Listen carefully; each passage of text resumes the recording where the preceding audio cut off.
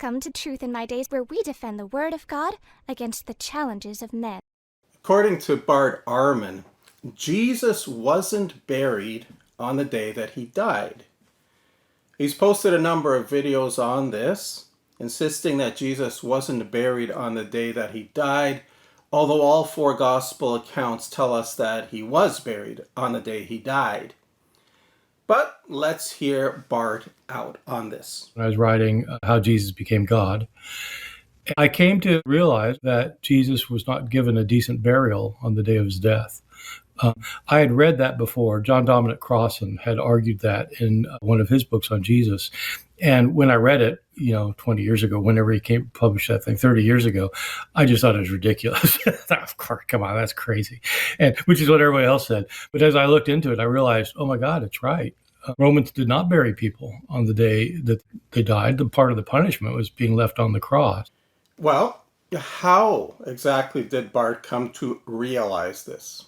Let's hear him again. Some years later, when I started writing a book dealing with Jesus' resurrection called How Jesus Became God, I decided, I need to figure out, what did they do with crucified victims? I looked up every reference I could find in every ancient Greek and Roman source that referred to crucified victims. And whenever they talked about what happened after the death, it was always they were left on the cross. And I didn't find any exceptions to that.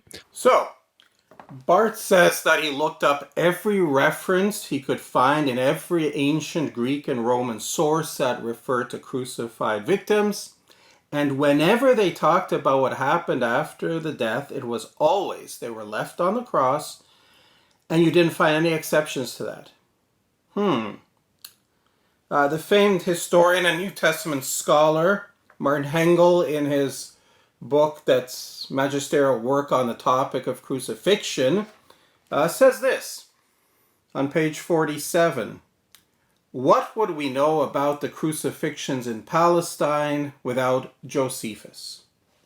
Because Josephus is the one source that we have that actually discusses these things and gives us the most history in the Israeli area for that time period. It is in this book, in Wars of the Jews by Josephus, section 4.5.2, that we read this. The Jews used to take so much care of the burial of men that they took down those that were condemned and crucified and buried them before the going down of the sun. Wow, so Josephus tells us that crucified victims were in fact taken off the cross before the end of the day and buried, just as we see in the gospel books, which, by the way, were not written decades later. And they were by people who were there. I wonder, how did the error man look up every reference he could find in every ancient Greek and Roman source that referred to crucified victims and somehow miss this most important one and this starting point, Josephus, which addresses the issue directly? John Granger Cook wrote an article, Crucifixion and Burial, in New Testament Studies, volume 57, issue 2, in April 2011, where he says this in the abstract: this essay examines the contention that Joseph of Arimathea buried Jesus in light of what one can know from Greco-Roman culture about the disposal of the bodies of crucified individuals. A survey of the statutes governing the burial of criminals and governing the prosecution of those accused of seditious activity indicates that provincial officials had a choice when confronted with the need to dispose of the bodies of the condemned. Greco-Roman texts show us that in certain cases, the bodies of the crucified were left to decompose in place. In other cases, the crucified bodies were buried. Mark D. Smith, professor of history at the College of Idaho and on the board of directors of the Bethsaida Excavations Project, has studied the subject and has written on it. He actually cites the references he bases his conclusions on, including the testimony from Josephus, and concludes, quote, this evidence is particularly illuminating when taken together with Deuteronomy, the Temple Scroll, the Gospel of John, and Philo. All concur that the executed, even the crucified, must be properly buried by sunset. Josephus and Philo further concur that Romans regularly honored this Jewish expectation.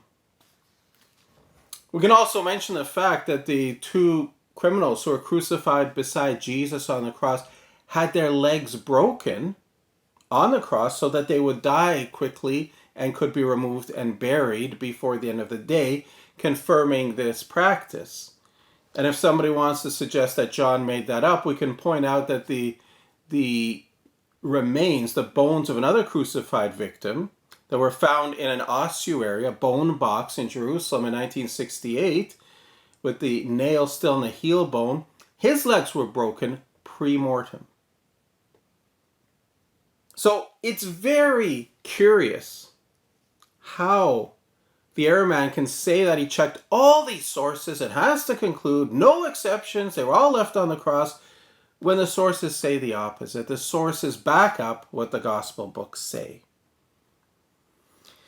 Now, doesn't mean Ehrman got everything wrong. He did get two things right. One is that John Dominic Crossan did make this claim, and claimed that Jesus' body was in fact thrown to the dogs to be eaten.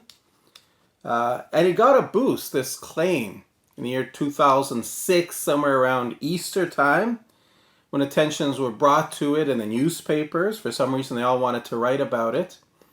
At the time, I responded with a letter that was published in the National Post, where I pointed out the following 4 points. Number one, while crucifixion victims may have been thrown to the dogs in other parts of the Roman Empire, the 1st century AD historian Josephus tells us that this was not the case among the Jews.